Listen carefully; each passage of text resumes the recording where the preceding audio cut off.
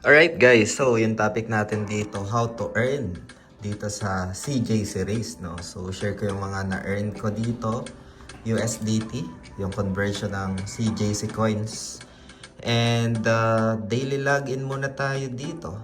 Ayan, so after that, login, confirm. So, dito guys, no, kakatapos lang ulit ng weekly season. Meron tayong i-claim ulit dito na CJC coins. As of now, meron tayong 3.3 USDT dahil yung 100 niyan is equivalent to 1 USDT guys, no? So, pero bago tayo dito magsimula, kung hindi nyo pa na-like itong video na ito, please like this video first and subscribe nyo yung YouTube channel natin. Turn all the bell icon para ma-notify kayo dito sa mga updates natin na ginagawa sa ating YouTube channel guys, no? So, ayan, try muna natin dito guys mag-farm dahil ito ay isa sa passive na pwede kang mag-earn dito ng 50 cents, no? Or 50 CJC coins. So, try muna natin dito na magtanim-tanim lang. Ayan. So, every day ito, every 8 a.m., pwede kang mag-convert ng mga tinanim mo into USDT. Ayan. So, nakamax na ako dito. Kapag first time mo lang, meron atang 3 lang na plot dyan. So ngayon, para ma-earn yung 50 CJC coins or 50 cents in USDT, punta lang tayo dito sa merchant. And ito guys, itong carrot, pwede natin i-convert or i-recycle pala, no? Para maging 50 CJC coins or 50 cents in USDT. So, recycle natin. Ayan, that's the first option na pwede tayo mag-earn ng CJC coins na can be converted into USDT, no? So, let's go back. Ayan, next one. Back muna tayo dito. Meron silang tinatawag na days pa. Ito. Ayan. So, dito naman, karamihan dito na naggagamit ay regarding sa bid, no? Dito, sa taas. May mga nagbibid dyan. Itong option na ito. And for an hour, if I'm not mistaken, 5 hours something, more or less, ay magiging may-ari ka nitong days pa na ito, no? At kung sino man yung magpapa-enhance ng kanilang kabayo ay makakapag-earn ka ng 20 CJC coins, no? So, another earning option yan dito kay CJC race, no? So, karamihan weekend kasi nag-grind, naghahabol yung iba weekend. So, nagpa-pile up lang dito yung mga nagpapaayos, nagpapa-enhance ng kanilang horse, no? So, that's the other way para makapag-earn. Let's go back. Next one ay meron silang tinatawag na champion stakes, no? Ito instant na if ever na manalo ka dyan, meron ka kagad 900. If ever na mag-first, no?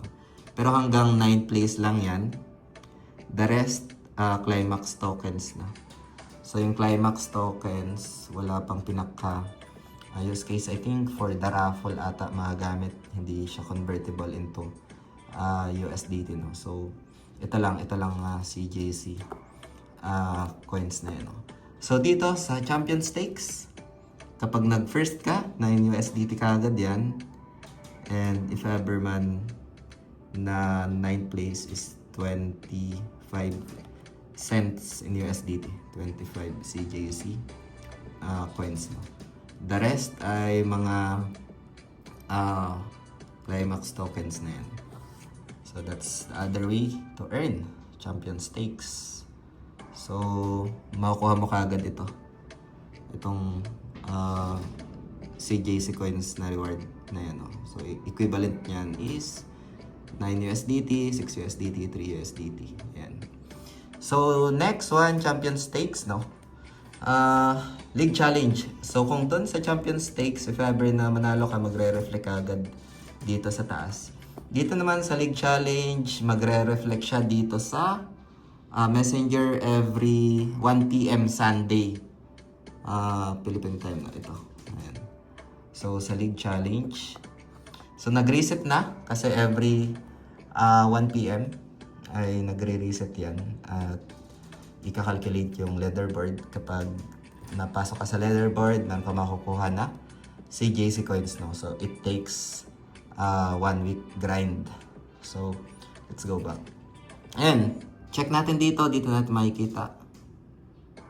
So, meron tayong naging 12 pa ako. May mga humabol. Ayan. So, check natin kung magkano. Meron akong makakuha na 4.5 USDT. Ayan. 450 CJC coins at yung mga diamonds. Other rewards dito, no? So, receive ko na ito. Ayan. And ito 150, 1.5 USDT receive. So tatlo yan. Meron kasing tatlong option like sprint, middle, tas long, no? So next one, check out ng ito. Ayan, 150 din receive. So yung iba, marami mga nakapag-grind dito, especially mga nag-grind talaga, sobrang active. Yung hindi masyadong busy. Kasi ito, sinisingit ko lang ito kapag tapos na mag-trade, no? Kapag nakapag-close na ako ng mga positions ko. So, parang pampatulog ko na lang ito. So, yun. Meron tayong mga na-receive before. Ano ba pinakamataas ko? Hindi man lang ako nag-rank 10, no? Pinakamataas ko ata, rank 11. So, malaki-laki kasi bibigay kapag top 1. I think 30 USDT ata. Tapos kung nag-top ka pa doon, so yung tatlong yun, total of 90 USDT. Pero ang hirap, sobrang challenging kasi ang dami ring mga experience, skills, kasi skill-based itong CJC race, no? And nakadepende rin sa NFT na hawak mo. Kung mas maraming NFT, ay marami ka rin ditong pinaka energy, no? Ito. Ayan. So, makikita natin sa taas. So, ngayon meron tayong 11 USDT. 1,130. So, that's 11 USDT. So, Grandmaster din. Meron ditong prize pool. Ayan, you can earn as well dyan. Other ways to earn dito. CJC race. PBV, wala pang pinaka-update dito. And, sa tingin ko dahil itong game na to is more on skill-based talaga siya. Hindi siya yung mga RNG type na game. Meron siyang pwede siyang maging scholar, no? Kapag sobrang busy ka, pwede mong ipa-scholar. Yung mga pro player something, so pwedeng ganun guys na may maganda yung integrate dito sa game. At sa tingin ko is may mga gagawing update dito. So abang-abang na lang if ever man na magkaroon ng scholar dito. Dahil NFT, yung mga horse and jockey is nasa marketplace. Yan, just like Axie Infinity. Pero yeah, good thing nandito is nakapeg sa USDT. Yung itong tokens red sa stable coin naman yung USDT, no? So, other ways to earn pa siguro yung mga offline tournament, no? Kung magkakaroon man sila ng offline tournament, good thing din na may mga prize pool, magkaka-earn tayo doon. So, mga ganong scenarios, guys, no? So, yun, feel free to comment kung meron kayong mga questions. And please like this video guys, no, if you find this interesting. So, subscribe yung YouTube channel natin. Ngayon, i-share ko naman yung pinaka earnings natin dito. Ayan, punta tayo dito sa ano natin siguro, sa wallet. So, yung pinaka-official link na ito guys, no, lalagay ko na lang sa description ng video na ito para mapuntahan nyo. And para na rin makaiwas sa mga phishing links online, no. So, meron akong mga na-withdraw na dito. So, like for example, sa USDT yon, dito sa my history, ayan. Ayan, mga na-withdraw ko na to. 11 USDT, 5 USDT, ayan, 19 USDT. Medyo malaki last time, I think 2 weeks ata ito. Itong 19 USDT. So ngayon 1 week, meron tayong nakuha na 11 USDT. Parang last time, ganun din yung nakuha ko. So, dito guys, no, ito yung pinaka-dashboard. If ever na mapuntahan nyo yung official link sa description ng video na ito. Ito yung pinaka-dashboard niya. Punta lang kayo dito sa download app now. Ayan. And dito nga guys, no, sa may wallet, sa pinakababa dito. Ayan. So, select mo lang itong wallet. Dito kasi i-convert. Yan yung CJC coins natin. Ayan, dito sa iPad natin. Ito din. So, isi-select mo lang ito kung gusto mong i-withdraw. Ayan. So, select mo lang siya. It takes 7 days pala, no? Ayan, confirm. So, 11.3 USDT.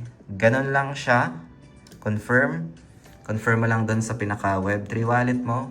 Ayan, confirm. And sabi nga dito, will be processed within 7 days. Minsan napaprocess ka agad.